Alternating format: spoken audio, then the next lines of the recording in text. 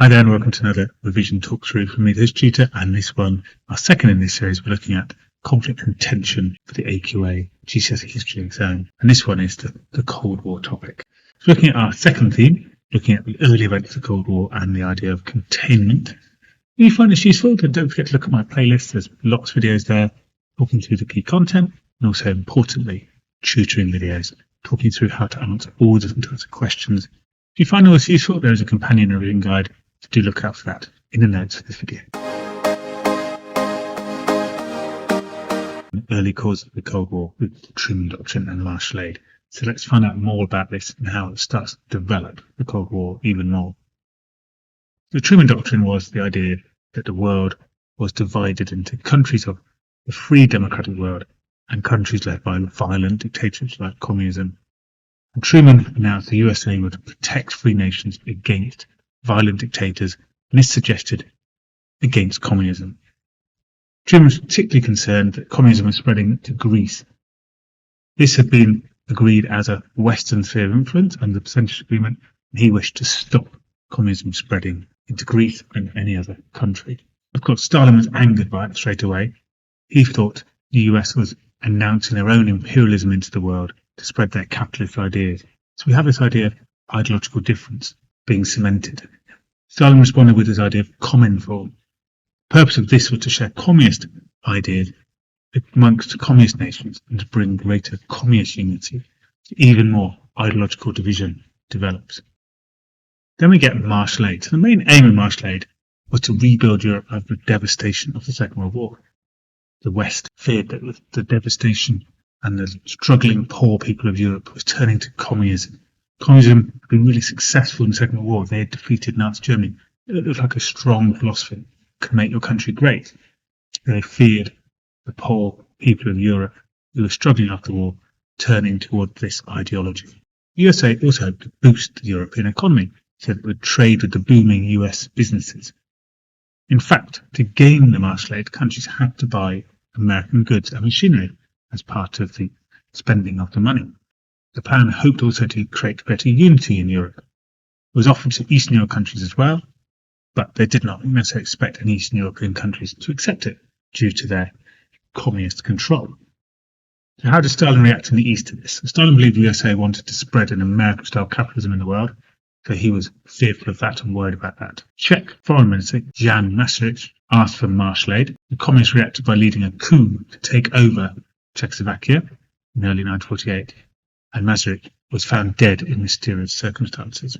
USSR also set up Comecon. It shared economic planning and trade between Russia and the Eastern Bloc. They shared ideas like 5-year planning, and they shared their farming ideas like collectivization, which were very much the ideas of the Russian economy. There's more impact to martial aid in the East. Martial aid and Comecon furthered divisions between East and West. Both sides now had very different economic ideologies. Again, ideological difference has been cemented. And in Yugoslavia, a communist nation led by Tito, they accepted martial aid. This led to Stalin expelling Yugoslavia from Cominform. This was a minor success for the West. They divided the communists a little bit. So another impact then of martial aid now, thinking about the West in this case, so Western Europe. Plan was a success in Western Europe. $17 billion of aid was given, and Europe recovered a lot more quickly than expected from the devastation of the war. Western Europe developed a trade group called the European Economic Community to trade with one another. And communism faded as a political force in Western Europe, and the Greeks defeated communism in their civil war. Okay, let's move on to the Berlin Blockade now, another event of containment. So what were the causes of the Berlin Blockade? Stalin now wanted the West to leave Berlin, so he started to make life in Berlin more challenging for the people there. And many blockade developed by closing roads, searching cars, and delaying supplies. Now, if you're wondering where Berlin is, you can see in the map there, the red part on the right is East Germany, controlled by the Soviets, the Russians, and then on the left is West Germany, controlled by we might call the Allies, the French, British, and Americans.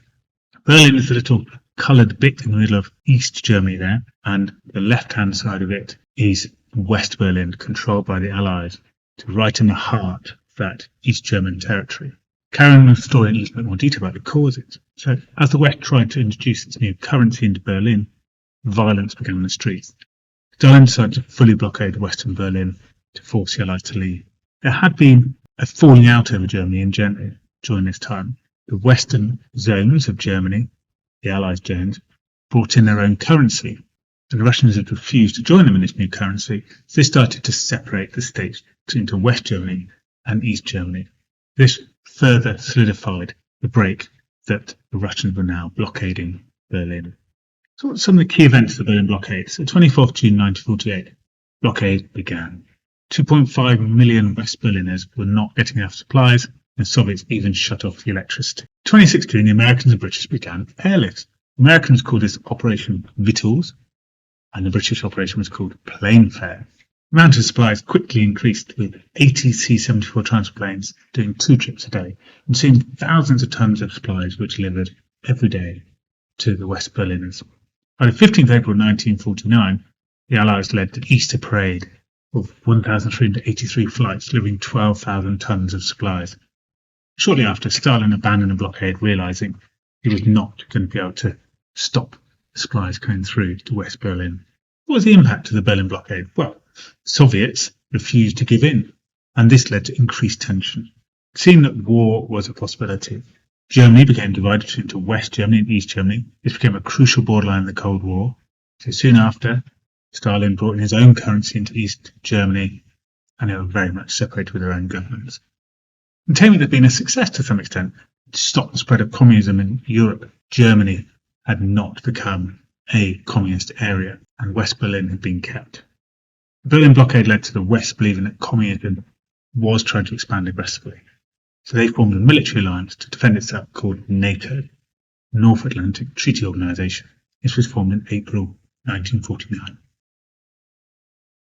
So if you find this revision video useful, then do look out on my playlist for more revision videos and tutoring videos, and also take a look out for my revision guide full of keynotes and also tasks to develop your skills alongside tutoring videos. You can find links to this in the information for this video, and also you can find a full playlist of videos on my YouTube channel. I hope you found this useful. Bye bye for now.